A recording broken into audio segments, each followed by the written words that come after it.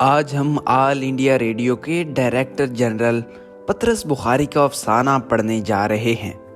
پطرس بخاری اردو ادب کے بڑے لکھاریوں میں سے ایک ہیں۔ اردو ادب کے بڑے لکھاریوں کے نام کی جب فہرست بنتی ہے تو اس میں پطرس بخاری کا نام بھی شامل ہوتا ہے، اور آج ہم انہی کا افسانہ پڑھنے جا رہے ہیں جس کا عنوان ہے ہاسٹل میں پڑھنا۔ تو چلیے بغیر وقت ضائع کیے ویڈیو کو شروع کرتے ہیں۔ ہم نے کالج میں تعلیم تو ضرور پائی اور رفتہ رفتہ BA بھی پاس کر لیا، لیکن اس نصف صدی کے دوران جو کالج میں گزارنی پڑی، ہاسٹل میں داخل ہونے کی اجازت ہمیں صرف ایک بار ہی ملی۔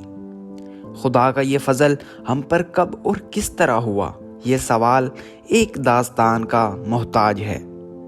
جب ہم نے انٹرنس پاس کیا تو مقامی اسکول کے ہیڈ ماسٹر خاص طور سے ہمیں مبارکباد دینے کے لیے آئے۔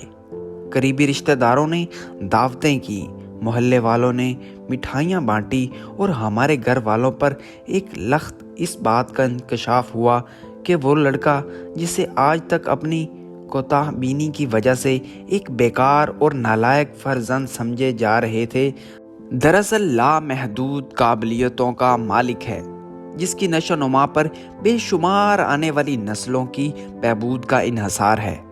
چنانچہ ہماری آئندہ زندگی کے متعلق طرح طرح کی تجویزوں پر غور کیا جانے لگا۔ 3rd ڈویژن میں پاس ہونے کی وجہ سے یونیورسٹی نے ہم کو وظیفہ دینا مناسب نہ سمجھا۔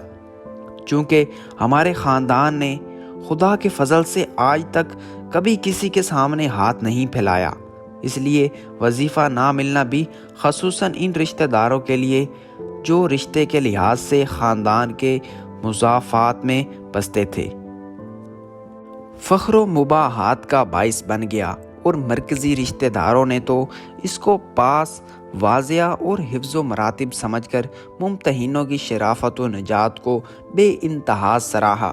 بہرحال ہمارے خاندان میں فالتو روپے کی بہتات تھی، اس لیے بلا تکلف یہ فیصلہ کر لیا گیا کہ نہ صرف ہماری بلکہ ملک و قوم کی شاید بنی نوع انسان کی بہتری کے لیے یہ ضروری ہے کہ ایسے ہونہار طالب علم کی تعلیم جاری رکھی جائے۔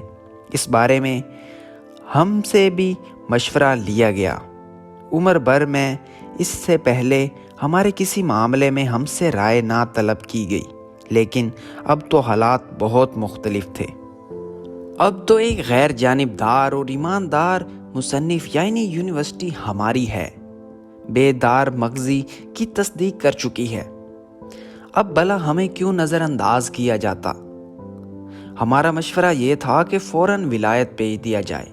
ہم نے مختلف لیڈروں کی تقریروں کے حوالے سے یہ ثابت کیا کہ ہندوستان کا طریقہ تعلیم بہت ناقص ہے۔ اخبارات میں سے اشتہار دکھا دکھا کر یہ واضح کیا کہ ولایت کے کالج کی تعلیم کے ساتھ ساتھ فرصت کے اوقات میں بہت تھوڑی فیس دے کر بیک وقت جرنلزم، فوٹوگرافی، تفہیم و تالیف، دندان سازی، اینک سازی، ایجنٹوں کا کام، غرض یہ کہ بے شمار مفید اور کم خرچ بلا نشیں پیسے سیکھے جا سکتے ہیں، اور تھوڑے عرصے کے اندر انسان ہر فن مولا بن سکتا ہے۔ لیکن ہماری تجویز کو فوراً رد کر دیا گیا، کیونکہ ولایت بھیجنے کے لیے ہمارے شہر میں کوئی روایت موجود نہ تھی۔ ہمارے گرد و نواح میں سے کسی کا لڑکا ابھی تک ولایت نہ گیا تھا، اس لیے ہمارے شہر میں پبلک وہاں کے حالات سے نا واقف تھی۔ اس کے بعد پھر ہم سب سے رائے طلب نہ کی گئی، اور ہمارے والد، ہیڈ ماسٹر صاحب، تحصیلدار، ان تینوں نے مل کر یہ فیصلہ کیا کہ ہمیں لاہور بھیج دیا جائے۔ جب ہم نے یہ خبر سنی تو شروع میں ہمیں بہت سخت مایوسی ہوئی، لیکن ادھر کے لوگوں سے لاہور کے حالات سنے تو معلوم ہوا کہ لندن اور لاہور میں چنداں فرق نہیں۔ بعض واقف کار دوستوں نے سینما کے حالات پر روشنی ڈالی، بعض نے تھیٹروں کے مقاصد سے آگاہ کیا، بعض نے ٹھنڈی سڑک وغیرہ کے مشاغل کو سلجھا کر سمجھایا، بعض نے شاہ درے اور شالامار کی ارمان انگیز فضا کا نقشہ کھینچا۔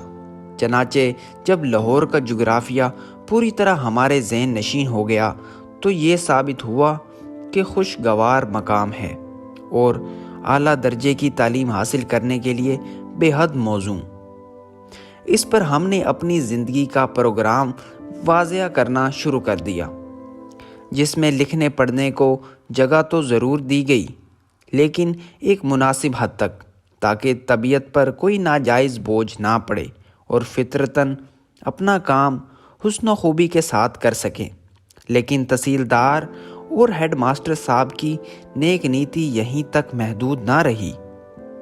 اگر وہ صرف ایک عام اور مملن سا مشورہ دے دیتے کہ لڑکے کو لاہور بھیج دیا جائے تو بہت خوب تھا، لیکن انہوں نے تو تفصیلاً اس میں داخل ہونا شروع کر دیا اور ہاسٹل کی زندگی اور گھر کی زندگی کا مقابلہ کر کے ہمارے والدین پر یہ ثابت کیا کہ گھر پاکیزگی اور طہارت کا ایک کعبہ اور ہاسٹل گناہ و مصیبت اور ایک دوزخ ہے۔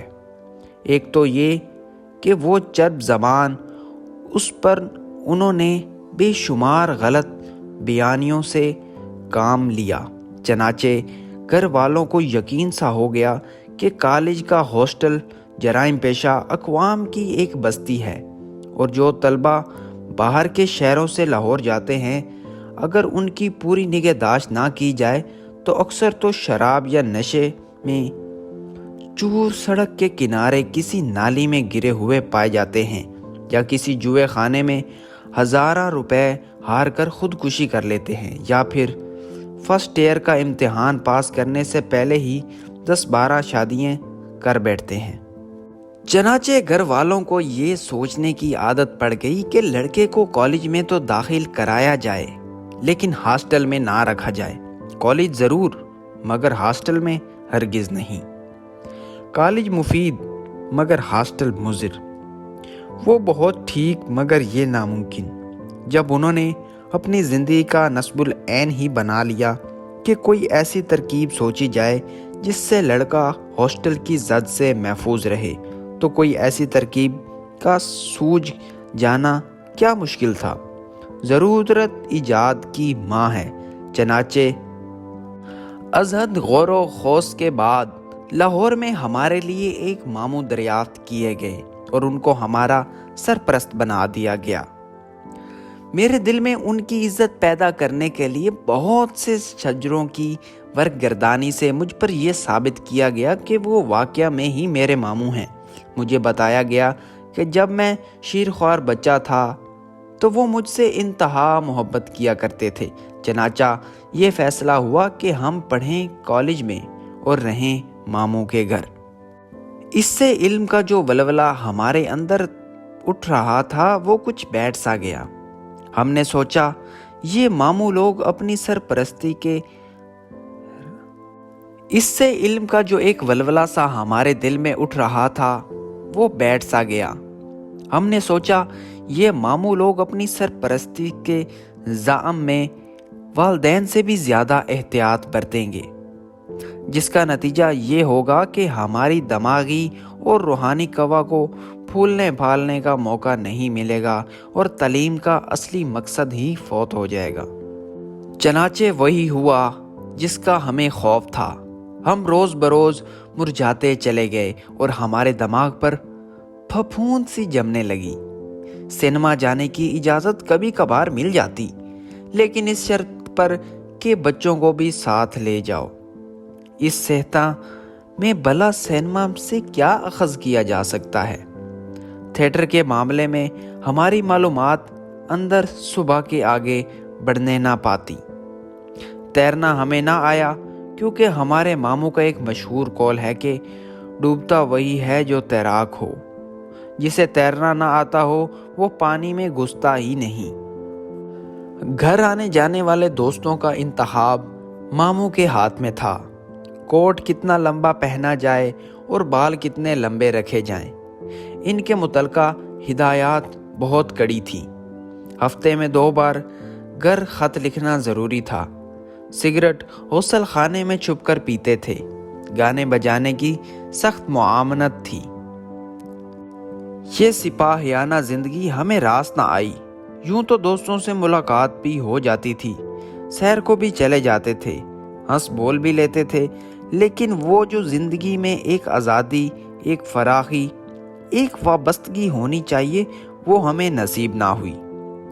رفتہ رفتہ ہم نے اپنے ماحول پہ غور کرنا شروع کیا کہ ماموں جان عموماً کس وقت پر گھر میں ہوتے ہیں اور کس وقت باہر جاتے ہیں، کس کمرے میں سے کس کمرے تک گانے کی آواز نہیں پہنچ سکتی، کس دروازے سے کمرے کو کس کونے میں جھانکنا ناممکن ہے، گھر کا کون سا دروازہ رات کے وقت باہر کھولا جا سکتا ہے، کون سا ملازم موافق ہے، کون سا نمک حلال ہے۔